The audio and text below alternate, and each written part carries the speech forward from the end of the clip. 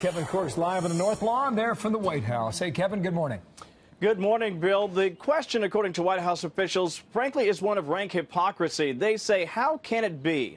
On the one hand, the Democrats simply say unfettered migration, often illegal immigration, is a net positive for the country, and yet at the same time ask the country to shoulder that burden. And then when the administration offers to send those migrants to their cities, they react angrily. But I can tell you this, Democrats say that's not what's happening here. They say this is political retribution. Let me share a letter written by key Democrats on Capitol Hill to the White House yesterday, and I think you'll find it instructive. This is only a snippet of the letter, but it says the following, and this I think people will find interesting. It says, "We are deeply troubled by multiple reports recently confirmed by the president that the Trump administration is considering releasing detained immigrants into congressional districts represented by Democrats in a bizarre and unlawful attempt to score political points." Now, there is a list of demands in that letter I just told you about. Among them, they're asking for emails between the White House, DHS, and ICE, internal DHS emails, emails between DHS and ICE, all DHS documents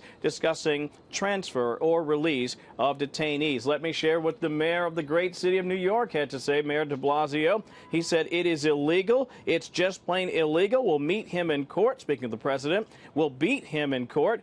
This is just patently illegal. We'll stop it." Okay, stop the plan perhaps, but nothing, unfortunately, for the crisis along the border appears to be stopping the many migrants from coming across the border, some of them illegally, some of them actually seeking asylum, which is, of course, legal.